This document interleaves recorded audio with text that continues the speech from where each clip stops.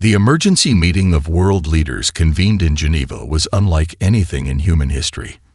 For once, there were no partisan squabbles, no posturing for domestic audiences, just grim faces illuminated by the holographic display of the 7 massive vessels now positioned in strategic orbit around Earth. They're maintaining position over major population centers, General Wei Chang explained, his weathered face betraying no emotion. Beijing, New York, London, Moscow, New Delhi, Tokyo, and Sao Paulo. Dr. Elena Reyes studied the tactical display, her mind racing. Their formation suggests they expect minimal resistance. They've positioned themselves for psychological impact, not strategic advantage. The Australian Prime Minister leaned forward. What about our secret defense installations? Do they know about the Prometheus project? A tense silence fell over the room. For 30 years, the world's governments had maintained a unified facade of technological development that was deliberately underestimated in all public records. The crashed alien scout ship discovered in the Atacama Desert in 2094 had been humanity's greatest secret, and potentially its salvation. Satellite imagery suggests they haven't targeted or even scanned the Olympus base, replied the head of European intelligence. Our quantum shielding appears to be working. As far as they can tell, it's just another research station in Antarctica. Dr. Reyes nodded. Then we still have our ace. The question is when to play it. The Russian president's voice cut through the tension. My military advisors suggest immediate deployment of our orbital platforms. Strike first, while they might still underestimate us. General Chang shook his head. Premature. We need to understand their capabilities better. If we reveal our defenses too soon, they'll adapt. These Vexeri have conquered 17 worlds according to the data we recovered from their scout ship. They didn't do that by being predictable. We buy time, Dr. Rice concluded. I'll lead the diplomatic team. We'll stall, negotiate, make them think we're disorganized and frightened. Meanwhile, Professor Nakamura needs 48 more hours to bring the gravitic disruptors online. The Japanese Prime Minister nodded. Nakamura says his team is working nonstop. The prototypes are functional but untested in actual combat scenarios. The American president looked around the room, her gaze resolute. Then we have our strategy. Elena leads diplomatic efforts. General Chang coordinates our hidden defenses. Everyone else maintains the charade of a panicked, divided response. As the meeting concluded, Dr. Rice paused at the viewport overlooking Lake Geneva. The Vexeri vessels were visible as bright stars against the darkening sky. What they couldn't see were the thousands of engineers, scientists, and military personnel working in secret facilities around the world, preparing humanity's response. The aliens had come expecting easy conquest.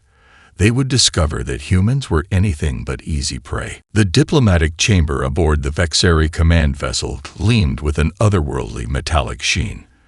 Dr. Rice and her small team maintained neutral expressions despite the alien architecture that seemed designed to intimidate, all sharp angles and pulsing lights that created a subtle sense of disorientation. Commander Krellthorn towered over the human delegation, his iridescent exoskeleton shifting colors as he spoke. Your continued requests for cultural exchange waste our time, he said through the translation device. Our terms remain non-negotiable. Earth will provide the specified resources and accept Vexeri governance, or we will take what we need by force. Dr. Reyes smiled diplomatically. Commander, surely you understand our need to consult with our various governments. Unlike your unified empire, Earth operates under different systems requiring consensus. Inefficient, Krellthorn dismissed. But your primitive governance is not our concern. You have 12 Earth hours to begin compliance. As the delegation returned to their shuttle, Dr. Rice activated her quantum-encrypted communicator once safely out of the Vexeri detection range. General Chang, they've given us 12 hours. How close are we? Professor Nakamura's team has the gravitic weapons at 87%. The orbital platforms are in position but still calibrating. We need those 12 hours.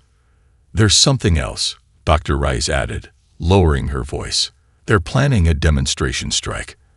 I caught enough of their internal communications to know they're targeting what they believe is an uninhabited island in the South Pacific. Johnston Atoll, General Chang confirmed. Our intelligence predicted they might select it.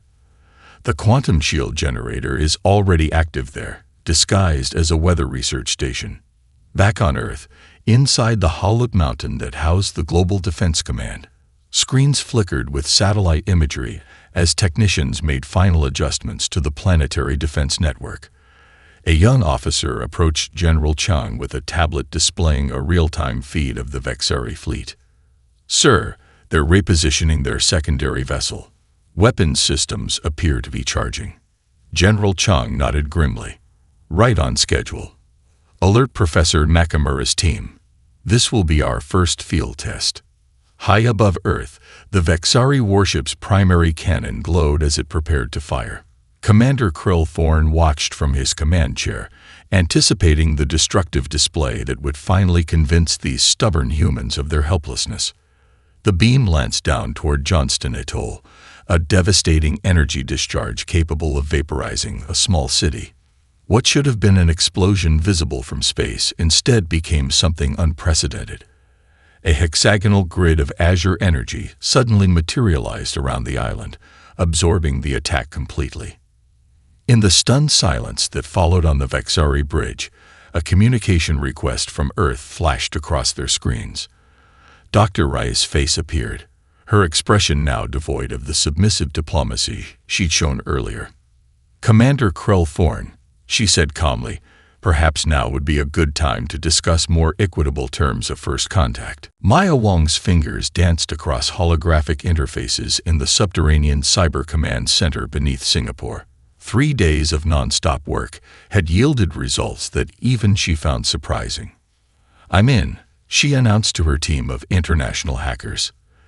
Their communication protocols are advanced but fundamentally predictable. They rely on mathematical perfection rather than creative encryption. Her second-in-command, a former Russian intelligence officer, looked over her shoulder at the streaming alien code. They never expected anyone to breach their systems. That's their weakness, Maya replied, manipulating the data streams. They've conquered so many worlds that they've grown complacent. They can't imagine a species that thinks differently. Meanwhile, in Antarctica's Olympus base, Dr. Aidan Rhodes watched as his team assembled the final components of the quantum entanglement disruptor. The device resembled a crystalline sphere surrounded by concentric rings of exotic metals, all housed within a chamber kept at near absolute zero temperatures. The principles are counterintuitive, he explained to General Chang via secure holographic conference. We're not attacking their ships directly. We're disrupting the quantum field that allows their faster-than-light drives to function. Will it disable their weapons too? The general asked. Dr. Rhodes shook his head. No, just their FTL capabilities. They'll be trapped in our solar system, unable to call for reinforcements or retreat. But they'll still be dangerous, like cornering a wounded predator. On the Vexari command vessel, Commander Krill Thorne reviewed the increasingly disturbing reports from his science division.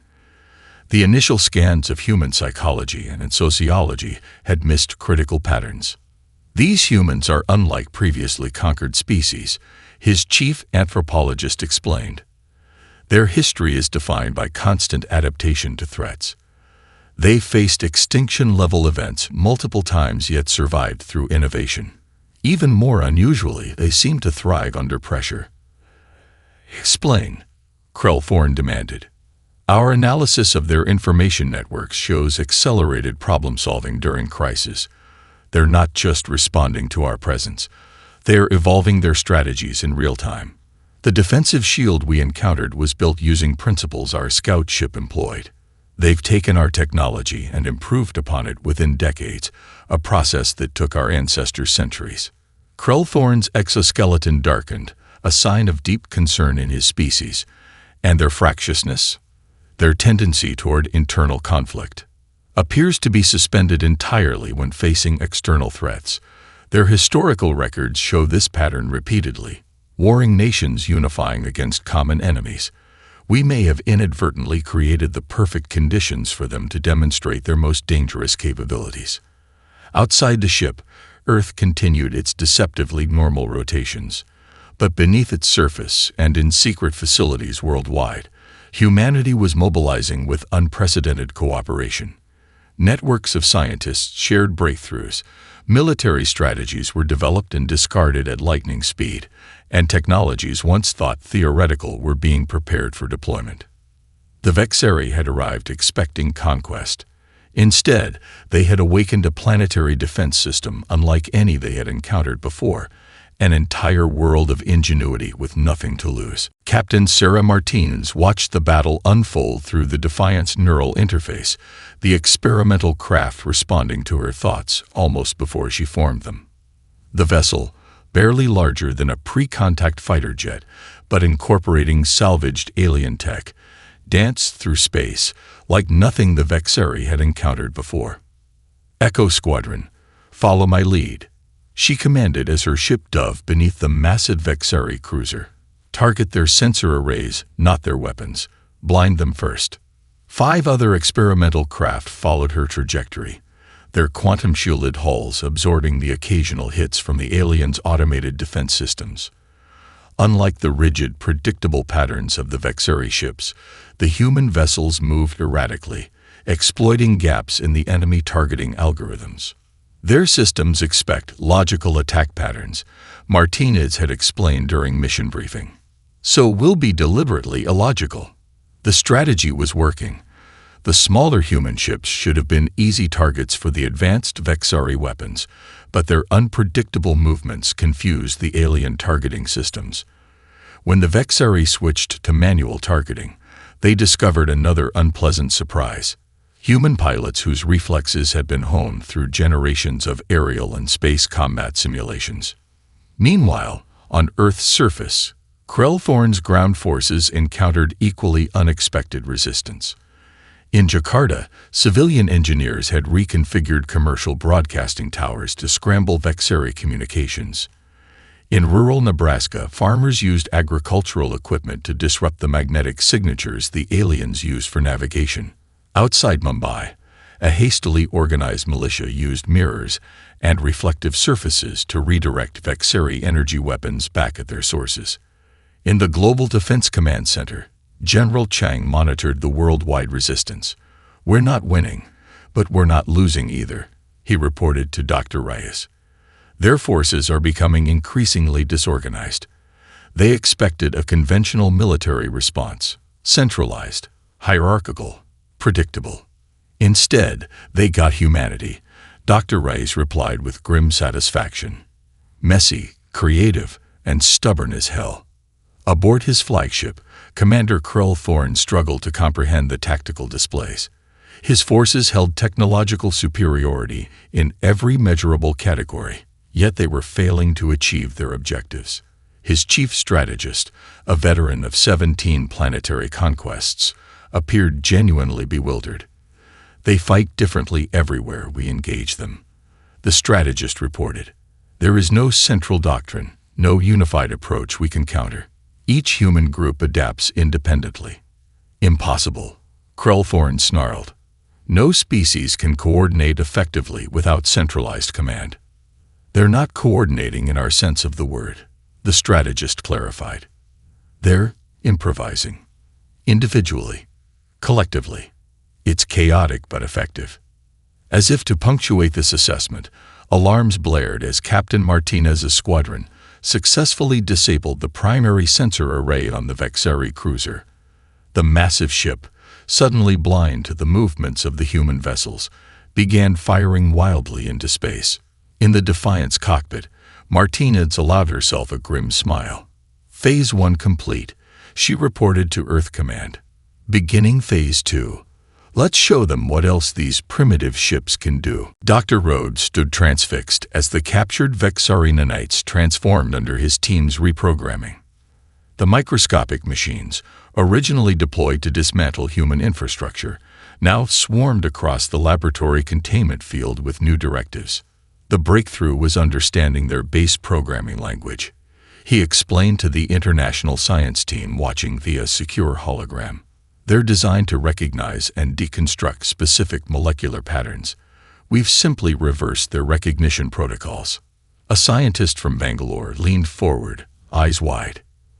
You've taught them to target Vexari technology instead of ours. Precisely, Rhodes nodded. Their own weapons turned against them. In orbit, the effects of this reprogramming were already evident. Krell watched in mounting horror as his prized nanite deployment vessels began to corrode from within, the microscopic saboteurs consuming the very ships that had carried them. Withdraw all nanite platforms immediately, he commanded. Quarantine protocols on all affected vessels. His second-in-command hesitated. Commander, that's nearly 1/3 of our fleet. Krellthorn's exoskeleton pulsed with dark colors. Do it. These humans understand adaptive warfare far better than our intelligence suggested. On Earth, the collaboration continued at unprecedented scale. In a repurposed super collider facility beneath the Swiss-French border, Russian quantum physicists worked alongside American engineers to develop countermeasures against Vexari energy weapons. Chinese biological research teams shared their findings with European medical experts, developing treatments for injuries caused by alien technology. General Chang surveyed the global defense network from his command center. The holographic display showed a planet united in resistance, with information and innovations flowing freely across formerly impenetrable national boundaries. We've intercepted their communications, reported his intelligence officer. Their central command structure is breaking down. When we jammed their primary frequencies, their field units didn't adapt. They froze, waiting for instructions that never came. Meanwhile, our forces continue to function with or without central coordination, Chung observed. They've never faced an enemy that operates this way. In low Earth orbit, a captured Vexari officer was experiencing this difference firsthand. Brought aboard a human space station for interrogation, Sub-Commander Vexalara had expected torture or primitive questioning techniques. Instead, she found herself conversing with Dr. Rice over something called coffee. Your empire's greatest weakness is its rigidity, Rice explained conversationally. Hierarchical command works well for controlling conquered worlds, but it creates brittleness in combat. Vexalara's translator struggled with the concept. Brittleness. When you break one link, the entire chain fails, Rice clarified. Humans learned long ago to create redundant, adaptable systems. We expect communications to fail. We expect plans to collapse. We prepare for it. The alien's compound eyes widened slightly. This is why Commander Krellthorn's strategy is failing. Rice nodded. Your commander expected a species that would follow predictable patterns of resistance. Instead, he found humanity. In his flagship, Krellthorn came to the same unsettling conclusion as he watched another Vexari cruiser fall to the increasingly effective human counterattacks. For the first time in his long military career, he composed a message to the High Council that contained a word never before used in Vexari military communications: retreat. The Grand Chamber of the Vexari High Council hummed with agitation. The 7 eldest members, representing the founding worlds of their empire, gathered around the holographic display showing the unexpected developments in the Sol system. Impossible, Elder Zithnar hissed, compound eyes flashing. No species has ever repelled a full Vexari expedition force. Grand Admiral Zex Vorin stood rigid before the council, his ceremonial armor gleaming under the chamber's harsh light. The intelligence was flawed. These humans possess technological capabilities far beyond our initial assessment. More concerning is their methodology. They fight unlike any species we have encountered. Clarify, demanded the lead elder. They adapt constantly. They have no central military doctrine. Their tactics shift unpredictably because each human group develops solutions independently. When one approach succeeds, it spreads through their information networks with remarkable speed. While the Vexari leadership grappled with this crisis, Dr. Reyes was making unexpected allies. In a secure communication chamber aboard the International Space Platform, she spoke with representatives from 3 different subjugated species. Their transmissions, routed through captured Vexeri communication systems, were unprecedented. The first rebellion coordination in the Empire's history. The Vexeri maintained control through isolation, explained Kital, a spindly representative of the Loraxian people.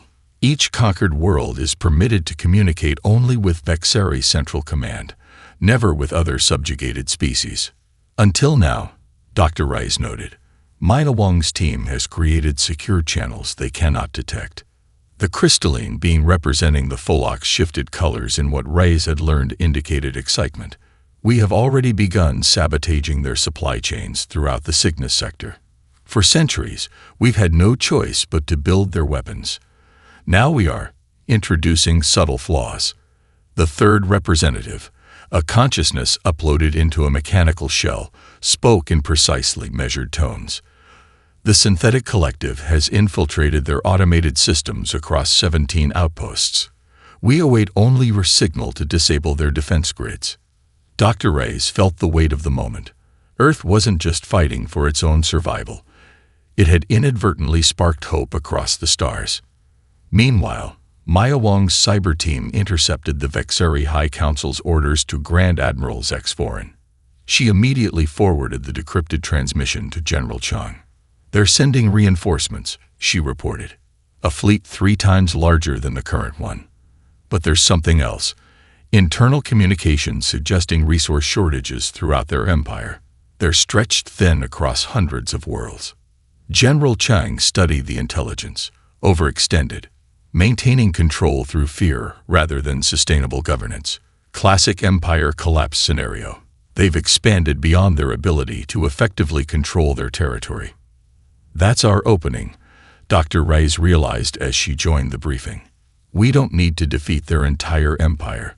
We just need to push hard enough in the right places to trigger a cascade of rebellion. As Grand Admiral Zexforan's reinforcement fleet approached Earth's solar system, they remained unaware that they were heading toward not just a surprisingly resilient human resistance, but the first coordinated multi-species rebellion in Vexeri history. The quantum entanglement disruptor pulsed with ethereal light as Dr. Rhodes made the final calibrations. The massive device, housed in a reinforced chamber beneath Antarctica's ice, represented humanity's greatest technological achievement and their most desperate gamble. The principle is elegantly simple, Rhodes explained to the military observers. Faster than light travel relies on quantum entanglement between normal space and subspace. Break that connection, and their ships are trapped in conventional physics. General Chang studied the device with cautious optimism. Range. The entire solar system, Rhodes replied. Once activated, nothing will enter or leave using FTL drives until we deactivate it, including potential allies, Chang noted grimly. Rhodes nodded. A calculated risk, but it levels the battlefield. In near-Earth orbit, Captain Martinez prepared her strike team aboard the 6 upgraded vessels. The Defiant and its sister ships had been further modified, incorporating technology reverse-engineered from damaged Vexeri craft. Our mission parameters have changed, she informed her pilots during the final briefing. We're no longer just defending Earth. We're taking the fight to them, specifically to Commander Krulthorn's flagship. The holographic display showed their target, the massive command vessel at the heart of the Vexeri fleet. Intelligence gathered by Maya Wong's cyber team had identified the location of the central database, a repository containing detailed information on every species and territory under Vexeri control. This isn't about destruction, Martinez emphasized. It's about information. We need that database intact. As the human strike force prepared to launch, Grand Admiral Zexforan's reinforcement fleet arrived at the edge of the solar system. His vessels, sleeker and more advanced than Krulthorn's expedition force, deployed in textbook formation. Begin standard subjugation pattern, he ordered. Accelerate to FTL for final approach. The moment his ships attempted to engage their faster-than-light drives, Dr. Rhodes activated the quantum entanglement disruptor. Throughout the solar system, Vexari vessels suddenly found themselves unable to access subspace. Alarms blared across their fleet as drive systems failed catastrophically. On Earth, General Chang watched the confirmation signals with satisfaction. The trap is sprung. Launch the strike force. Captain Martinez's squadron accelerated toward Krellthorn's flagship, employing evasive patterns that the Vexari targeting systems still couldn't predict. As they approached, Earth's planetary defense grid activated in full for the first time. Hundreds of previously hidden platforms revealing energy weapons based on Vexari technology, but modified by human ingenuity. Aboard his vessel, Grand Admiral Zex Vorin watched in disbelief as the humans revealed the true extent of their defensive capabilities. What had appeared to be a primitive world with limited technology suddenly demonstrated military might approaching Vexari levels. Impossible, he whispered as his tactical display showed Captain Martinez's strike force breaking through the outer defenses of Krellthorn's flagship. How could we have been so wrong? The answer came from his intelligence officer, voice tight with alarm. Admiral, we're detecting coordinated attacks on our supply bases in 7 different sectors. The subjugated worlds are rising against us simultaneously. The unthinkable had happened. In facing humanity, the Vexari had not merely encountered unexpected resistance. They had unwittingly sparked the beginning of their empire's collapse. The diplomatic chamber aboard the United Earth ship Humanity dwarfed its Vexari counterpart in both size and symbolism. Representatives from 17 formerly subjugated species lined the circular hall, each delegation watching as Grand Admiral Zex Vorin reluctantly approached the central negotiation table where Dr. Rice waited. "You understand our terms?" she asked, her voice carrying throughout the chamber without technological assistance. The Grand Admiral's exoskeleton had dimmed to a muted gray, the Vexari equivalent of extreme stress. "The High Council finds your demands unprecedented." "So was your defeat," Rice replied evenly. "Let's be clear about what happened here. Your empire didn't just fail to conquer Earth. You inadvertently created the very coalition that's dismantling your power structure as we speak." On displays throughout the chamber, real-time updates showed Vexari control collapsing across dozens of star systems. The database Captain Martinez's team had captured had proven invaluable, containing not just military information, but evidence of systematic oppression, biological warfare, and resource exploitation across hundreds of worlds. "The old order is finished," Rice continued. "The question is whether the Vexari people wish to be part of what comes next." The Grand Admiral studied the human negotiator with compound eyes that had witnessed 1,000 worlds, but never imagined this scenario. "What assurance do we have that your species won't simply replace us as galactic conquerors?"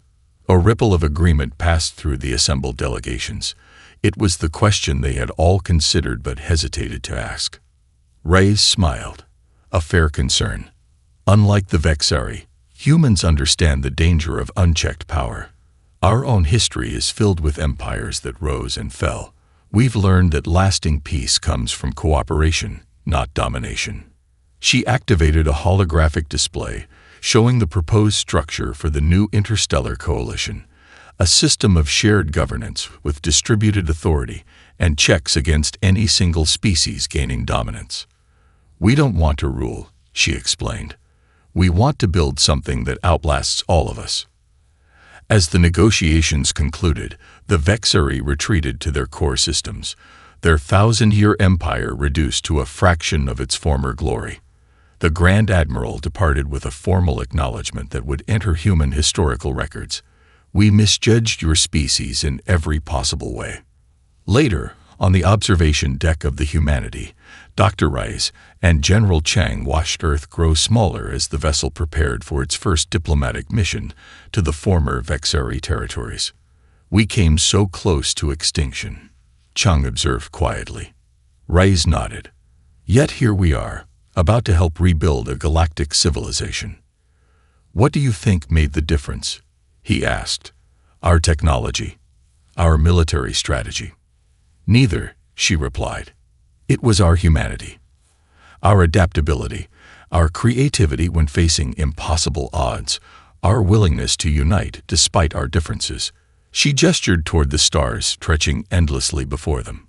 The Vexeri thought those were weaknesses. They didn't realize they were actually encountering the most powerful force in the universe. As Earth vanished from view, humanity's first interstellar vessel accelerated toward a future where an unexpected truth had echoed across thousands of worlds. Underestimate humans at your peril.